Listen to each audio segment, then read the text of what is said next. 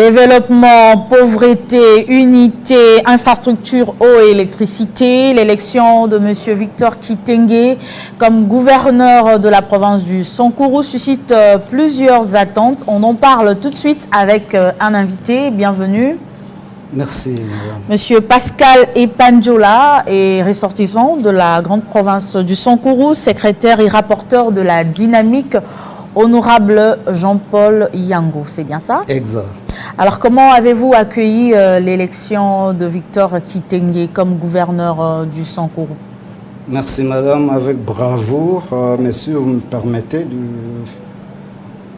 glisser un mot pendant 30 secondes, parce que de l'autre côté, j'ai suivi mon frère et ami Penge dans ses hérésies.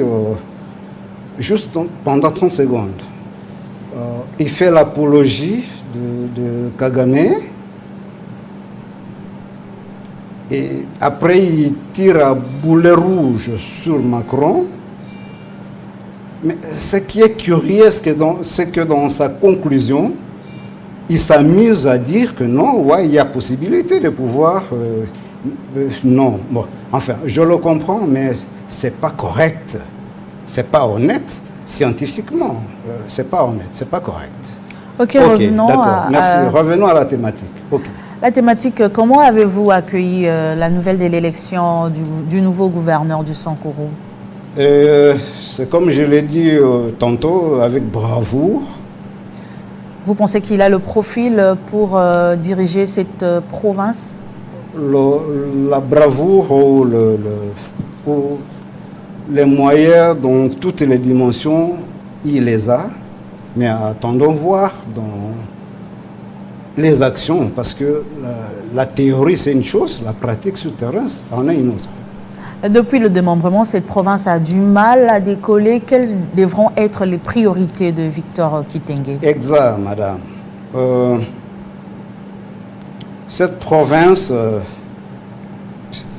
pour que j'en parle, ou pour que je parle de ma province qui m'a vu naître, la province de Patrice Emery Lumumba, le héros national. Parfois, ça fait mal quand on voit cette province-là. Permettez-moi d'ouvrir une parenthèse, je vais la refermer facilement.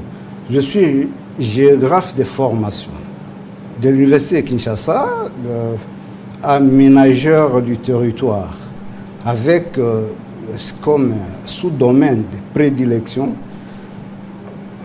la gestion de l'économie de l'espace, précisément basée sur l'espace rural. Quand je vois mon terroir, je dis grosso modo, ma province sombrer, je me dis, ouf, il y a un problème. Le problème est là. Alors, allons-y tout droit, parce qu'on n'a pas tout le temps pour rentrer dans ces détails. Les défis essentiels de la province du Sankuru, le gouverneur qui est provisoirement élu par la CNI, qui sera sans embâche, je crois bien, notifié ou... officiellement déclaré par la Cour constitutionnelle et puis la suite, l'ordonnance présidentielle,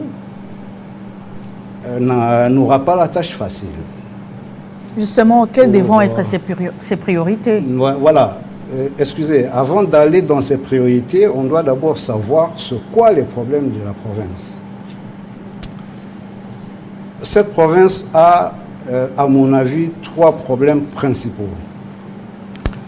Il y a un problème sur le plan des infrastructures. Quand je parle d'infrastructures, je vois les routes, des dessertes agricoles, les routes principales, les routes surtout des connexions avec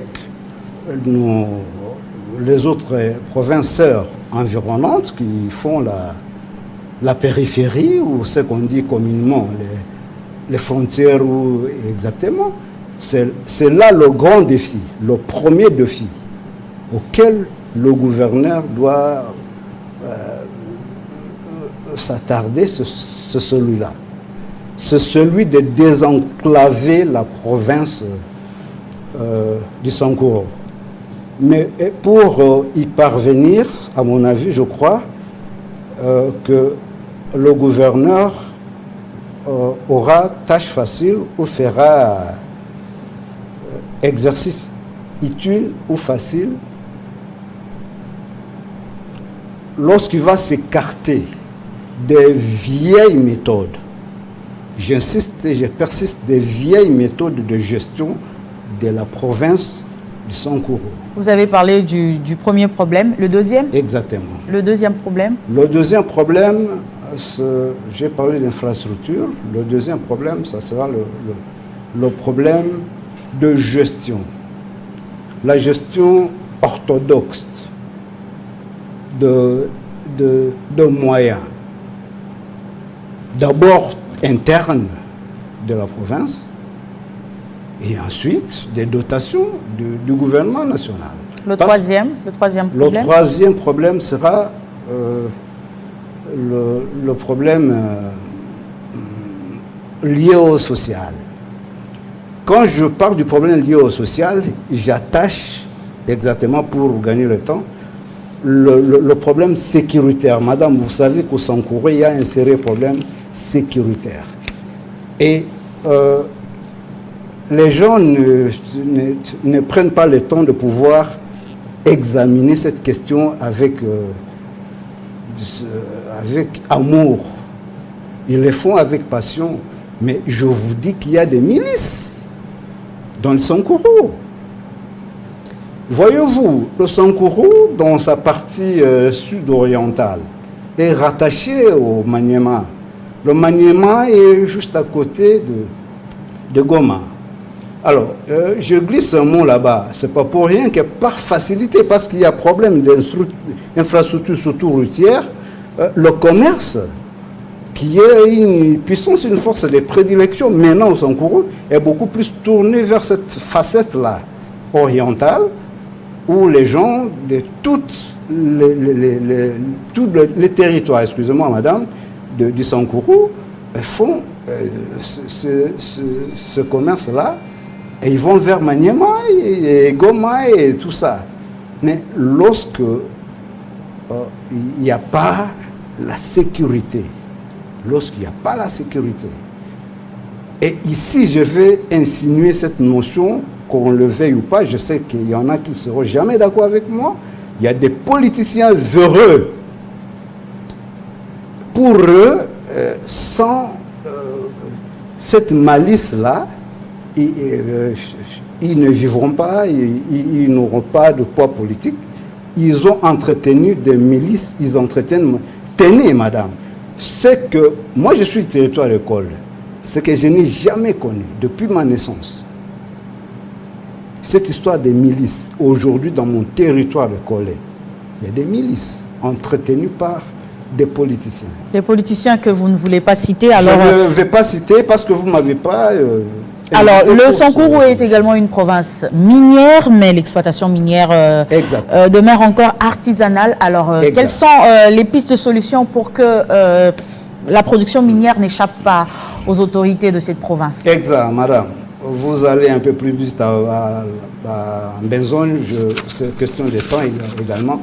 Mais, non, je ne vais pas en Benzogne, on n'a pas beaucoup de temps, monsieur. Je crois, c'est pourquoi, madame, je vous dis... Allons à l'essentiel. Nous allons à l'essentiel. Ok. Ben, vous en tenez à la dimension minière qui, sur le plan structurel, économique, parce que c'est les une autres deuxième provinces dimension. Excusez, madame. Minières profitent de cette richesse. Voilà. Ce n'est pas le cas du Sankuru. D'accord, je veux bien. Mais je ne sais pas si vous serez d'accord avec moi que d'entrée de jeu, la province du Sankuru est une province d'abord à vocation agricole. C'est ce qu'on appelle simplement le secteur primaire. Lorsque vous versez dans les minières, vous êtes dans les secteurs secondaires. Et moi, je peux vous dire qu'on peut laisser de côté ce secteur pour aller même au secteur tertiaire de services. Mais si on s'en tient, on commence d'abord par le secteur primaire. C'est une province à vocation d'abord agricole. Et si madame, excusez, vous allez dans le secteur secondaire, vous parlez des mines, je sais qu'il y a du diamant, je sais qu'il y a du mercure, je sais qu'il y a du coton, je sais qu'il y a du pétrole. Il y a tout ce que vous voyez ici qui fait que le monde soit ce qu'il est aujourd'hui, dans le Sankoro. Mais le Sankoro ne peut pas décoller si on fait un bond comme ça là, vers ce secteur-là. On doit commencer par le secteur primaire, l'agriculture, partant, le gouverneur qui arrive. Que doit faire le gouverneur exactement pour développer ce secteur primaire avant d'arriver aux mines? Ok, exact. Le gouverneur qui arrive, doit d'abord s'entourer d'une équipe qui connaisse le Sankoro. Ça, c'est le problème. Le vrai problème, c'est quoi? C'est parce que quand on est gouverneur, on se réfère à ses amis, on se réfère à ses intérêts. Deux fois même, il y en a qui se sont endettés, ça et là, tout ça. Bon, je ne vais pas verser dans ces histoires, on connaît comment ça se passe. Et la priorité pour ce gouverneur, c'est régler ces comptes-là et tout ça. Non. Le gouverneur qui arrive, ça c'est mon point de vue.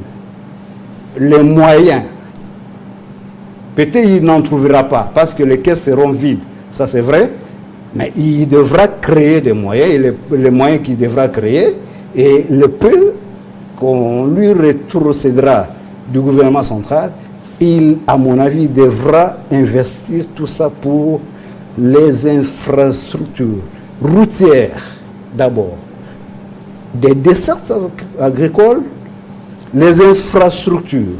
D'abord, aller à la province, au chef-lieu de la province, à Lusambo. Vous voyez, je ne sais pas, lui là, le gouverneur, M. Kitenge, je ne sais pas, il va travailler dans quelles conditions? C'est les bureaux qu'il y a là-bas, à Lusambo d'abord. Ça, c'est un problème. Lorsqu'un gouverneur ne sait pas s'offrir un cadre beau vivre, idéal de travail, dites-moi, madame, il fait quoi? C'est pourquoi j'insiste beaucoup sur les infrastructures. Infrastructures, il y a les routes d'abord.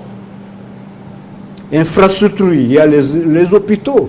Tenez, au Sankoro, je ne sais pas, vous êtes Sankoro, excusez-moi si je peux me tromper, mais quand je lis votre nom, je me dis, vous êtes Sankoro. Est-ce qu'on peut vous dire au Sankoro, il y a combien d'hôpitaux? Digne de nom. Pas hôpitaux, parce que un médecin, deux médecins, infirmiers ou tout ça au Sankoro. Il y en a combien? J'en compte à peine un, celui qui est à Kolé. Bon, je vois à Wembonyama parce que j'ai commencé mes études universitaires à l'ISP avant d'aller à Lumbachou, à l'Unikin. Voilà, mais je vous dis, au Sankoro, il y a combien d'hôpitaux dignes de ce nom-là? Je sais pas, il n'y en a pas. Ça fait 30 ans, j'ai quitté mon terroir, c'est vrai, mais c'est chaque jour que je reçois les gens qui viennent de là. Et les écoles, ça fait partie d'infrastructures.